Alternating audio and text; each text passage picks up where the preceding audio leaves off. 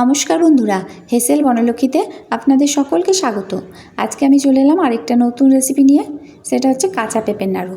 দেখুন নাড়ুগুলো কতটা সুন্দর দেখতে লাগছে। দেখে মনে হচ্ছে গুড়ের নারকেল নাড়ু, কিন্তু আসলে তা নয়। এটা কাউকে খাওয়ালে কেউ বুঝতেই পারবে না কিসের নাড়ু। আসলে এটা পেঁপের নাড়ু। তাই বন্ধুরা প্লিজ ভিডিওটিকে কেউ স্কিপ করবেন না, আপনারা সম্পূর্ণ রেসিপিটি দেখে এই রকম নাড়ু বানিয়ে নিন। দেখুন আমি একটা ভেঙে দেখাচ্ছি, কতটা লোভনীয় লাগছে। তাহলে শুরু করা যাক রেসিপিটা বানাবার জন্য এখানে আমি 500 গ্রাম সাইজের পেঁপে একটা ধুয়ে নিয়েছি।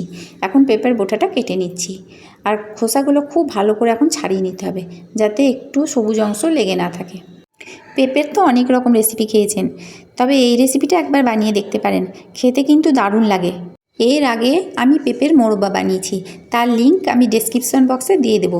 পেঁপের কোনো মিষ্টি খেতে ইচ্ছে করলে আপনারা সেই পেঁপের মোরব্বাও বানিয়ে নিতে পারেন, সেটাও খেতে কিন্তু দুর্দান্ত লাগে। আর এরকম ধরনের পেঁপের মিষ্টি বানিয়ে রাখলে 1 মাস ধরে ফ্রিজে সংরক্ষণ করে রাখা যায়, নষ্ট হয় না। দেখুন পেঁপেটা ছাড়ানো হয়ে গেল। এখন পেঁপেটাকে 4 ভাগ করে কেটে নিচ্ছি। পেঁপেটাতে প্রচুর বীজ আছে, দেখুন 4 ভাগ করে আমি কেটে নিলাম পেঁপেটাকে। এখন একটা চামচের সাহায্যে পেঁপের সমস্ত বীজগুলো বার করে নেব, আর পেঁপের ভেতরটাকেও খুব ভালোভাবে পরিষ্কার করে নিতে হবে।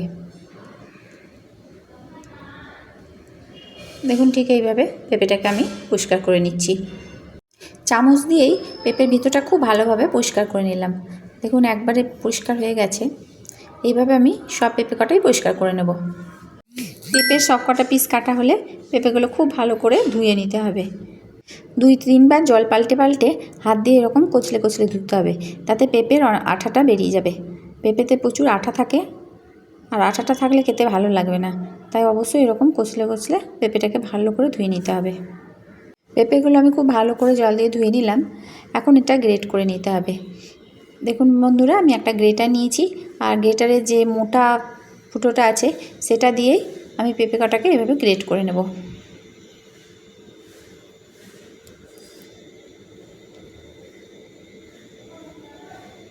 সরু ফুটোটা দিয়ে করলেও হবে, কিন্তু সরুটা দিয়ে করলে অনেকক্ষণ সময় লেগে যায়, তাই মোটা দিয়েই করবেন, তাতে তাড়াতাড়ি হয়ে যাবে।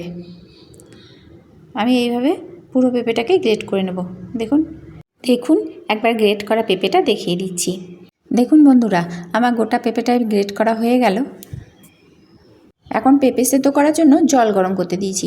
জলটা গরম হয়ে গেছে, গ্রেট করা পেঁপেগুলো এর মধ্যে দিয়ে দিচ্ছি। এখন একটা ঢাকা দিয়ে পেঁপেটা সেদ্ধ করে নিতে হবে।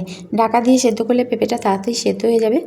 10 মিনিটের জন্য পেঁপেটা সেদ্ধ করে নিতে হবে। 10 মিনিট পর একবার দেখায়। দেখুন বন্ধুরা আমি একটু পেঁপেটা তুলে দেখাচ্ছি। পেঁপেটা সেদ্ধ হয়ে গেছে কিন্তু গলে যায়নি। দেখুন 70% সেদ্ধ হয়ে গেছে, কিন্তু গলে যাবে না। ঠিক এই অবস্থায় গ্যাসটা বন্ধ করে দিতে হবে।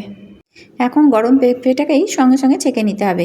গরম জলে পড়ে থাকলে কিন্তু পেঁপেটা গলে যেতে পারে, তাই সঙ্গে সঙ্গেই পেঁপেটাকে ছেঁকে নিচ্ছি।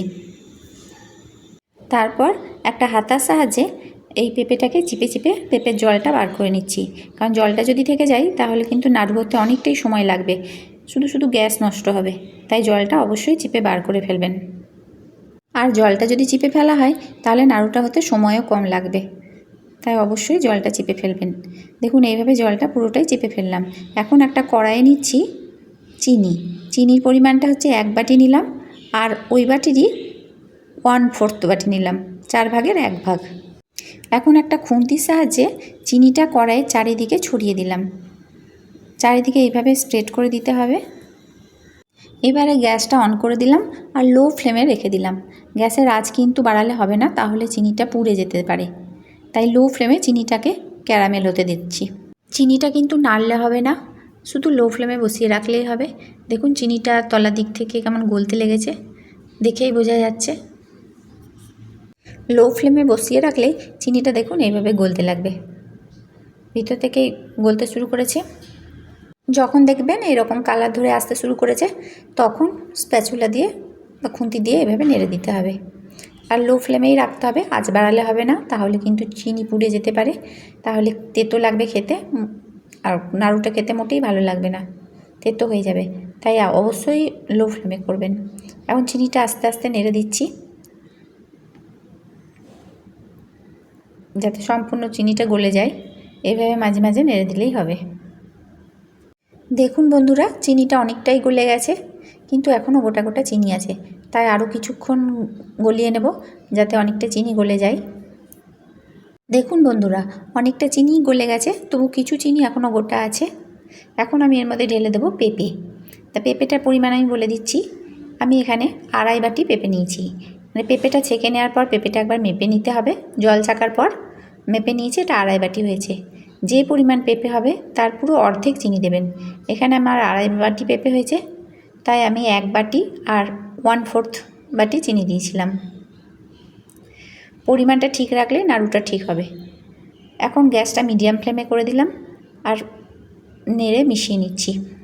এইভাবে সমানে নেড়ে যেতে হবে। আর পেঁপে থেকে কিন্তু এই সময় অনেকটাই জল বেরোবে, ওই জলে বাকি চিনিটাও গলে যাবে। সমানে কিন্তু নাড়তে হবে। লো টু মিডিয়াম ফ্লেমে এই সময় এটা নেড়ে যেতে হবে। এখন পুরো পেঁপের এই রসটা শুকিয়ে নিতে হবে। যতক্ষণ না রসটা শুকায় ততক্ষণ এইভাবে মাঝে মাঝে নেড়ে দিতে হবে।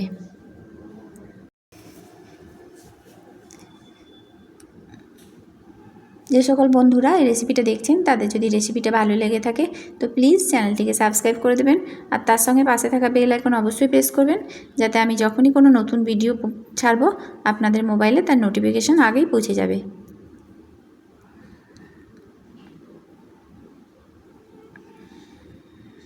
আর যদি রেসিপিটা আপনাদের ভালো লেগে থাকে তো প্লিজ একটু বেশি বেশি করে শেয়ার করে দিন, যাতে আত্মীয় স্বজন বন্ধু বান্ধব আপনাদের সকলের কাছে পৌঁছে যায়। এর মধ্যে এখন আমি দিয়ে দিচ্ছি এলাচের গুঁড়ো। 6-7টা এলাচ, ছোটো এলাচ গুঁড়ো করে এর মধ্যে দিয়ে দিলাম, এতে সেন্টটা বেশ ভালো হবে। সমানে কিন্তু নেড়ে যেতে হবে। আপনারা কমেন্ট করে জানান রেসিপিটা আপনাদের কেমন লাগছে, আর ভালো লাগলে একটু লাইক করে দিন। আপনাদের একটা লাইক আমাকে অনেকটা এগিয়ে নিয়ে যেতে সাহায্য করবে।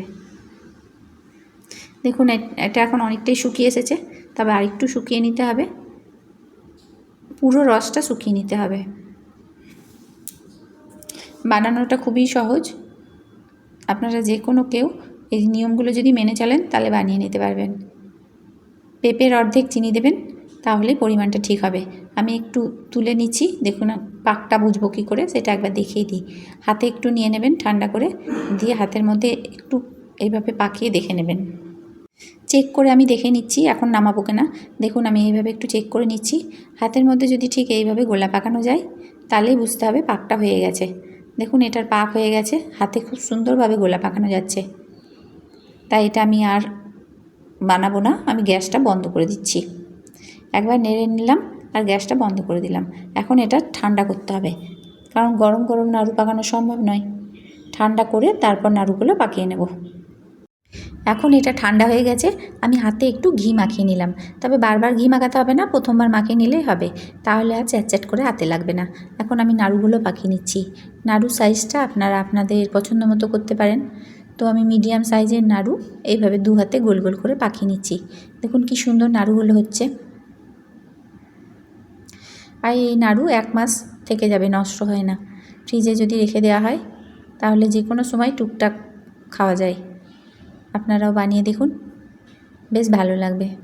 আর যারা পেঁপে একদম খায় না তাদেরকে একবার দিয়ে দেখুন, তারা বুঝতেই পারবে না যে কি খাচ্ছে, খেয়েই নেবে। কেউ বুঝতে পারবে না এটা কিসের নাড়ু, দেখে বলবে নারকেলের নাড়ু। দেখুন কি সুন্দর নাড়ুগুলো পাকানো যাচ্ছে। পাকটা যদি ঠিকমতো হয় তাহলে নাড়ু পাকাতে কোনো অসুবিধা হবে না। আর রেসিপিটা যারা ফেসবুক থেকে দেখছেন তাদের যদি রেসিপিটা ভালো লেগে থাকে তো প্লিজ একটু ফলো করে দেবেন। আপনারা কমেন্ট করে বলবেন এই নাড়ু আপনাদের কেমন লেগেছে। এইভাবে আমি সব নাড়ুগুলো পাকিয়ে নেব। সমস্ত রেসিপিটি দেখার জন্য হেসেল বনলক্ষ্মীর তরফ থেকে অসংখ্য ধন্যবাদ।